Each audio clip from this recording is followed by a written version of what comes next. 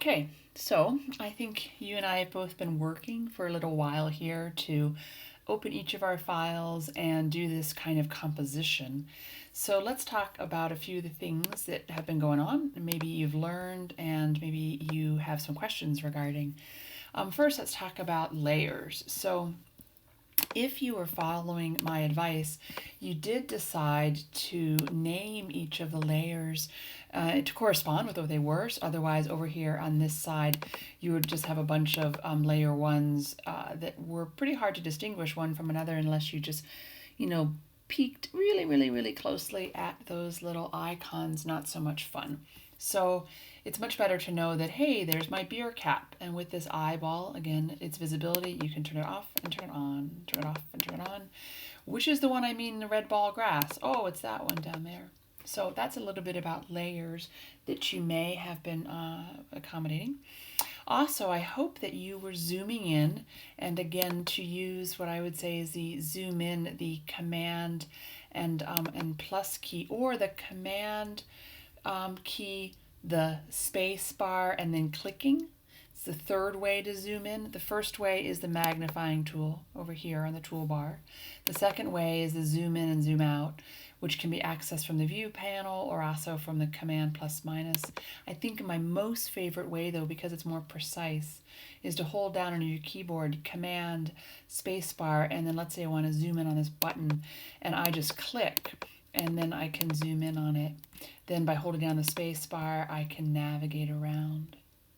What I'm trying to check for here is just that I've done a pretty good job of lining each of my images up with the grid, with those blue lines.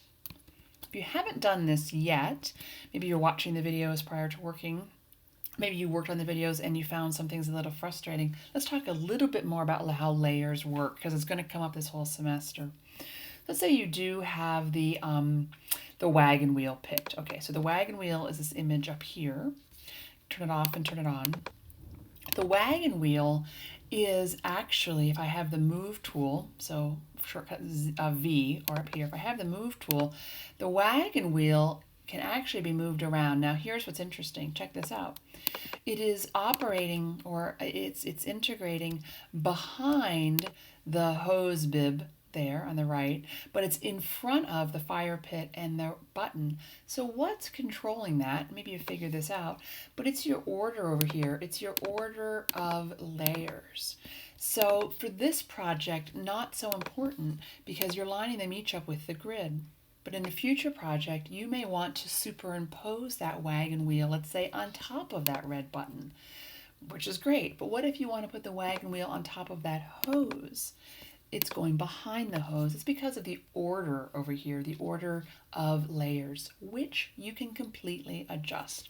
So you see the wagon wheel is underneath the hose, right? If you want to think that the top layer is the beer cap, the very bottom layer is the background way down here. That wagon wheel is close to the top, but still beneath the hose, unless I want to change it. I'm just going to click and drag and put that on top of the hose. Watch the image. Now it pops on top. Okay. So if I wanted it to be on top of that traffic circle sign, I would again click it, drag it, and drop it on top. Okay. Let's zoom in on this a little bit more. Let's say you were trying to line these things up really well. Well, not just say it, you've been doing it. It may have been frustrating to you because let's say, let me just make a little mistake here. Let's say you wanted to try to line up these two, both the hose and the wagon wheel. And so, oh, I want to nudge the wagon wheel up here in that corner, but darn it, look, my hose is moving.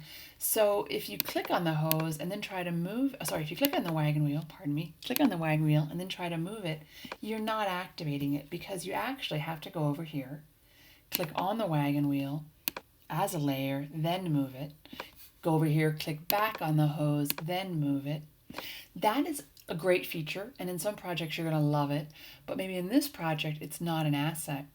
So if you are in the Move tool, right, you're in the Move tool, up here it has a set of menu commands. One of them says Auto Select. Click that on. In the default setting it's off. Click that on. Then whatever you kind of designate, whatever you click on more intuitively within the image will actually be active.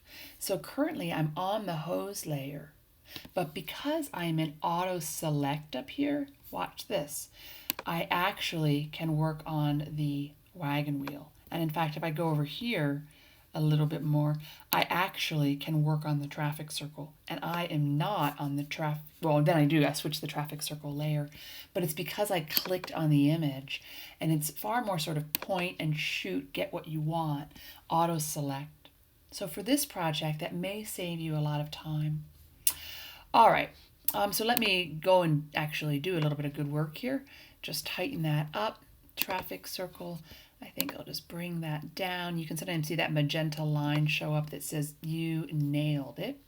And finally the hose. Okay, so let me zoom back out. I'm going to use the command minus to just zoom out. So now, for the first time, let's talk about aesthetics. Let's talk about the design of this and look at it overall and think, so there's some weight in some places that might be too much. For me, I don't really like, for instance, these two red hues being on top of each other. This is where your design skills come in. Maybe I do like the marigolds being over here, and then I like the zoomed in one beneath, so the flower pot above. Maybe I find that interesting. I guess I kind of do. I like the red button in the middle because I'm a big fan of that button. But I definitely, let's say, want to switch this apple and that red ball. I think I'm going to leave the red ball in that lower right-hand corner, kind of like that. I'm going to move the apple quite far away. I think I'm going to take that apple. I think I'm going to put it over here. Now I have auto select on. I'm going to take that apple and I'm going to put it over here. Look, it disappeared. It's beneath the thing called grommet. That's fine. I'm going to find the grommet though over here in my list of words, or I can just click on it. There it is. And I'm going to swap that out. I think I am happier with that. Now I have a sort of rhythm where I have red, red, and red. It's a little bit better for me. But I'm going to have to zoom in. Just make some tweaky adjustments on that. Let's go over here, make some tweaky adjustments on this one. Okay, so let's just say I am satisfied. I kind of feel like I'm never satisfied, but let's pretend I am. I wrote some thoughts in the project assignment about your visual organization. I want you to write me a paragraph or two, about 350 words or less, about your choices you made in this project. You're going to upload that to Moodle. And those instructions are in the assignment, but basically I want to know how, from the time you shot these, what criteria you were using, through how you chose to crop them. Like I particularly on this ball one down here, I in particular made sure I had extra green space around that. I found that interesting, a little bit smaller. Other times, like on the gas meter, I really wanted it to touch all four of those edges. On the basketball hoop, I made a decision to have that arm come in at the diagonal from the upper right, just to lead into the frame, because this is the upper right hand corner, so I didn't want the viewer's eye to kind of shoot right off. So I know that I set that up. So I made a couple of choices that I might write about. So you can do the same. And this is your chance now to make some final adjustments. But let's say you are done. How do we go about saving this, reducing its file size, and uploading it? Okay.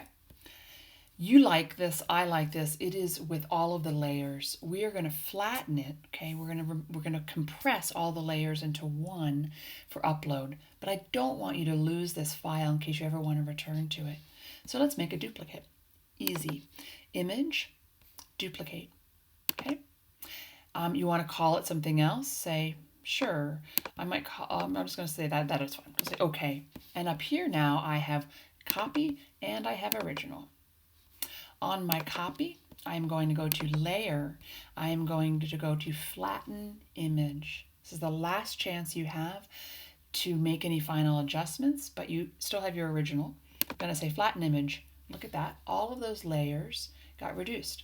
So if I back up, they're layers, go forward, it is just a single flattened background layer. That's going to make the file size way smaller. I am going to go View. I'm going to go Clear Guides. Okay, that's going to remove those blue lines. This is your chance to view it now as a finished piece. I'm going to go to image size. This is going to allow me to change the pixels, the resolution of it. And in this, I am asking you to submit something to me that is about 2 megabytes. You can see right here, it is currently 66 megabytes. So my resolution is going to go down to 72. 300 pixels an inch is what you want when you print onto paper. It's ideal. However, for viewing on the web, we can never look at more than 72 pixels an inch on the web. It might look great on your screen, but it's in fact only 72 pixels an inch. When you print something out, you want that 300 pixels an inch or dots per inch. Next, I'm saying to only have your maximum dimension at 12 inches. So with the resolution at 72, and with your you want this clicked. I'm sorry, mine is not clicked. Funny. You want that clicked. It probably is for you. That is actually linking these proportions. So now if I make 112, see the other one changed as well. Good to know. So you want that linked so that they change in unison. Okay, so let's go back and do this again. So 12 and 72. What that's done, you can see up here, is it has taken my 65.9 megabyte file and made it 2.14 megabytes. That's what I'm asking for you to submit. About a 2 megabyte file, you're going to say, okay. It's going to look really small now. It's still there. Make that bigger. Now you're going to file, save, or save as, and you're going to put that in your final again. And I'm asking you actually to name it, I guess, the project 01, and then an underscore, and then your name. Oops, if I could spell my name correctly. And then we're going to save it, not as a TIFF. A TIFF is a large file format that supports layers, as does Photoshop, a large file format that supports layers. We're going to go to JPEG. So JPEG is the smallest, most compressed file format. It's going to make this ideal for uploading or emailing. So now we have taken it, we've named it what I've asked, we have flattened the layers, we've made it a small resolution, we're going to save that. Here you're going to say, if it happens to be down here or something, go to large file, and then say OK. So that's now ready to upload along with your project comments. So I say to you, congratulations for following all of these instructions in the first project, and I really look forward to seeing these.